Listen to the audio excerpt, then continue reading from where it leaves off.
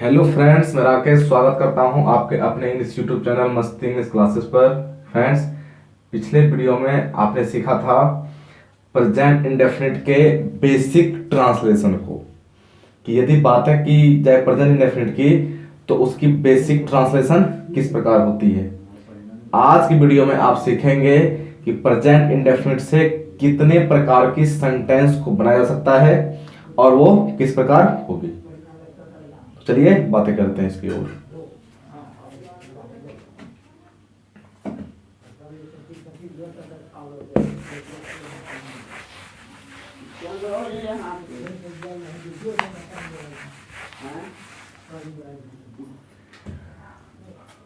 आपने सीखा था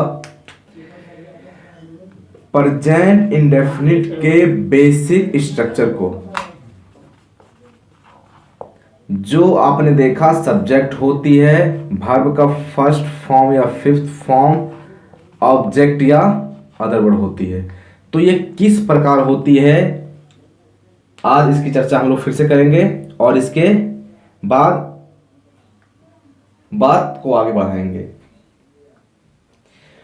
आपने जाना कि यदि सब्जेक्ट V1 या V5 plus object other word दिख जाए तो वो प्रेजेंट इंडेफिनिट होती है। तो वो किस प्रकार की सेंटेंस होती है, आज इसकी चर्चा हम लोग करने वाले हैं। यदि कोई सेंटेंस आपकी सब्जेक्ट V1 या V5 होती है प्लस ऑब्जेक्ट या अदर वर्ड होती है तो वो सेंटेंस आपकी एसर्टिव सेंटेंस, या आप उसे कह सकते हैं इंफॉर्मेटिव सेंटेंस।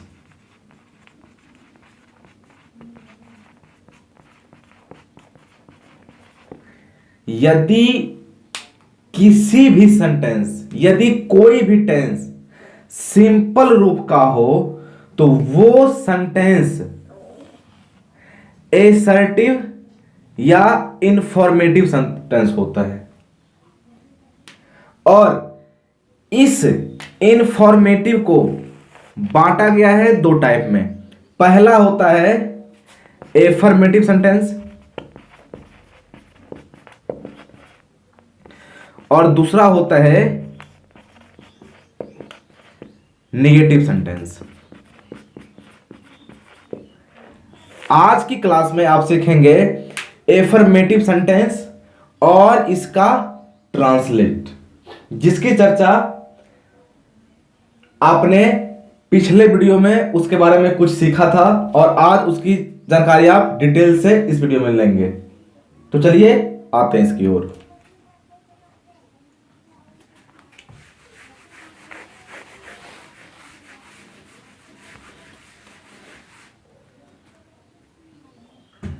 आपने सीखा कि ऐसी सेंटेंस जो सब्जेक्ट V1 या V5 प्लस ऑब्जेक्ट या अदर वर्ड हो, ये सेंटेंस सिंपल होती है और सिंपल होने के कारण ये सेंटेंस एसर्टिव सेंटेंस का एफर्मेटिव होता है। एफर्मेटिव सेंटेंस होता है। और आपने सीखा था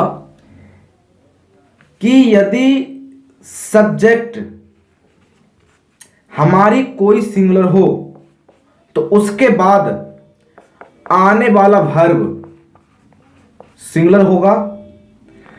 आपने सीखा यदि सब्जेक्ट हमारी प्लूरल हो, इसके बाद आने वाला वर्ब प्लूरल होगा। और आपने ये भी सीखा था कि यदि सब्जेक्ट सिंगुलर हो और किसी वर्ब के अंत में कोई वावेल लेटर हो तो उसमें हम लोग ईएस लगाते हैं। और यदि सब्जेक्ट प्लूरल हो तो उसमें एस लगाने की कोई आवश्यकता नहीं है आपको। और आपने सीखा था कि यदि सब्जेक्ट हमारे सिंगुलर हो और वर्ब के अंत में कॉन्सोनेंट लेटर हो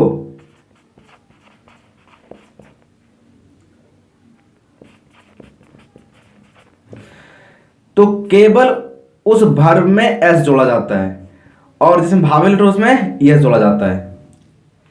तो अब आज की क्लास इसके आगे करते हैं।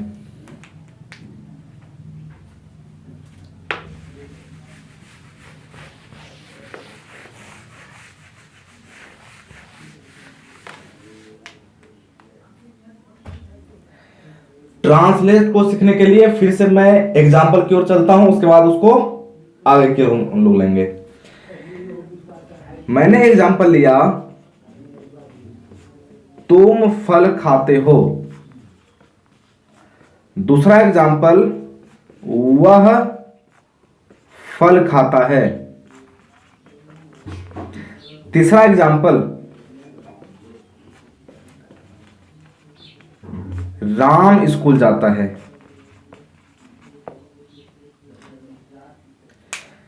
चौथा एग्जाम्पल, वे लोग स्कूल जाते हैं।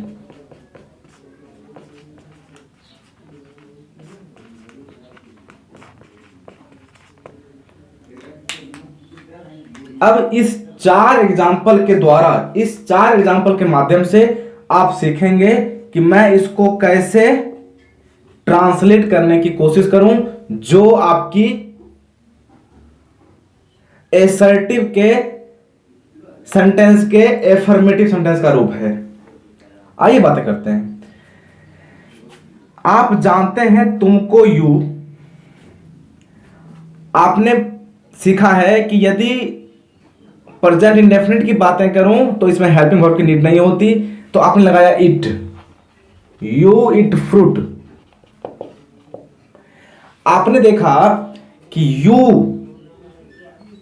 प्लूरल सब्जेक्ट होने के कारण इसने अपने बाद प्लूरल वर्ब लिया, और हमें पता है कि कोई भी वर्ब हो वो हमेशा पहले प्लूरल होती है, चाहे वो हमारी डिक्शनरी की कोई भी वर्ब हो, कोई भी वर्ब हो। अब सिंगुलर प्लूरल सब्जेक्ट होने के कारण इसने प्लूरल वर्ब लिया, तो ये सेंटेंस हमारी सही हो गई।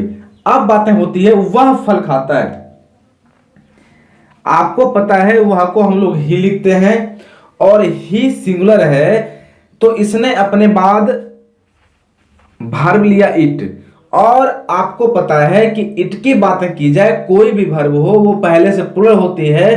तो अब हमें नीड है कि मैं इसको सिंगुलर कैसे करूं। आप इसको सिंगुलर कैसे करेंगे, इसके लिए आपने क्या सीखा है कि यदि हमारी सब्जेक्ट सिंगुलर हो तो मुझे वर्ब भी चाहिए होती है सिंगुलर, और यदि सिंगुलर वर्ब चाहिए होती है तो अब क्वेश्चन आती है आपके पास कि इसमें एस लगाऊं या एस लगाऊं। तो आपने सीखा है पिछले क्लास में कि इस प्रकार की सारी वर्ब जिसके अंत में कॉन्सोनेंट लेटर हो और उसका सब्जेक्ट सिंगुलर हो, तो उसमें एस लगाकर उसे सिंगुलर करते हैं। तो आपने देखा ही इट्स फ्रूट। तीसरी बातें होती है कि राम स्कूल जाता है। मैंने लिखा राम। आपको पता है कि राम एक नाम है और प्रत्येक नाम सिंगुलर होता है। इसके बाद बातें होती है राम स्कूल जाता है। आपने लगाया राम गो टू स्कूल। आपने देखा कि गो यहां हमारी प्लूरल वर्ब थी, बट हमारी सब्जेक्ट डिमांड कर रही है सिंगुलर वर्ब का। तो आपने जाना है कि यदि सिंगुलर की बातें की जाए, यदि हमारा सब्जेक्ट सिंगुलर हो और उसके बाद आने वाले वर्ब के अंत में वावेल लेटर हो, तो उसमें हम लोग उसे ES लगाकर सिंगुलर करते हैं। तो आपने क्या किया, राम गोज टू स्कूल। ये आपकी सेंटेंस सही होती है। अब तीसरी सेंटेंस हमारी होती है कि वे लोग स्कूल जाते हैं। तो वे लोग को आपने दे लिखा, इसके बाद आपने वर्ब गो दिया टू स्कूल।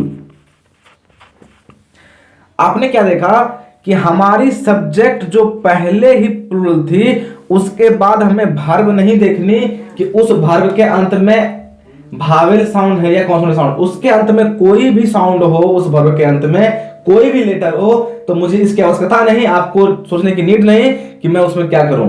यदि सब्जेक्ट सिंगुलर होगी तभी आप वर्ब के साथ कुछ बदलाव करेंगे उसको सिंगुलर करने के लिए, जो आपने पहले सीख लिया है।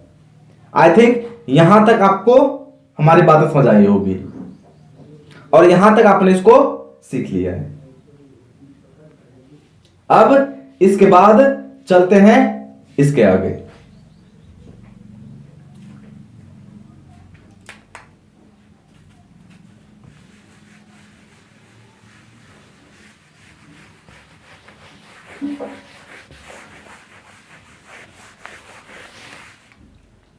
तो आपने फाइनली सीखा सिंगुलर सब्जेक्ट अर्थात ही, अर्थात सी, इट या कोई नेम आपको दिख जाए सब्जेक्ट के रूप में। इसके बाद यदि आपको वर्ब दिखे तो इस वर्ब में आप एस और ईएस लगाकर इससे सिंगुलर करते हैं। इसके बाद जो ये ऑब्जेक्ट या अदर वर्ड की डिमांड करती है वो आप देते हैं। दूसरी आपने फाइनली सीखा कि यदि हमारी प्लूरल सब्जेक्ट हो, जैसे यू, जैसे I, we, they, you I we they, इस प्रकार, तो आप क्या करते हैं, इसके बाद जो वर्ब आती है तो ये प्लूरल होने के कारण इसमें आप कोई बदलाव नहीं करते, ये प्लूरल ही आप रखते हैं। इसके बाद ऑब्जेक्ट या अदर वर्ड की कहानी को आप लेते हैं। तो इस प्रकार आपने प्रेजेंट इंडेफिनिट के, एसर्टिव या इंफॉर्मेटिव के एफर्मेटिव सेंटेंस को सीख लिया फाइनली कि कहां हम लोग एस लगाएंगे, कहां आप एस लगाएंगे, कौन सा सब्जेक्ट सिंगुलर होता है, कौन सा सब्जेक्ट प्लूरल होता है, कहां आप लोग प्लूरल का प्रयोग करेंगे। इस प्रकार आपकी प्रेजेंट इंडेफिनिट के बेसिक ट्रांसलेशन जो आपकी एफर्मेटिव की थी, एफर्मेटिव सेंटेंस की थी, उसे आपने सीख लिया। एक बार मैं फिर से दोहरा दूं कि यदि आपकी सब्जेक्ट सिंगुलर हो, उसके बाद आने वाले वर्ब के अंत में वावेल लेटर हो तो आप वहां एस लगाएं। यदि आपकी सब्जेक्ट सिंगुलर हो और आने वाले वर्ब के अंत में कॉन्सोनेंट लेटर हो तो वहां आप एस लगाएं। ये वावेल लेटर के लिए, ये कॉन्सोनेंट लेटर के लिए। आपने सीखा कि यदि आपकी सब्जेक्ट प्लूरल हो तो ये वर्ब हमेशा प्लूरल ही रहने वाली है। तो आई थिंक आज की क्लास आपको पसंद आई होगी। यदि आपको ये वीडियो पसंद आई हो, ये क्लास पसंद आई हो, तो आप अपने चैनल मस्ती इंग्लिश क्लासेस को सब्सक्राइब करना नहीं भूलें और इसे दूर दूर तक फैलाना नहीं भूलें। अब अगले क्लास में हम लोग इसके आगे की बात करेंगे और अगले क्लास में आप नेगेटिव सेंटेंस को सीखेंगे। तब तक के लिए मिलते हैं अगले वीडियो में। Bye bye.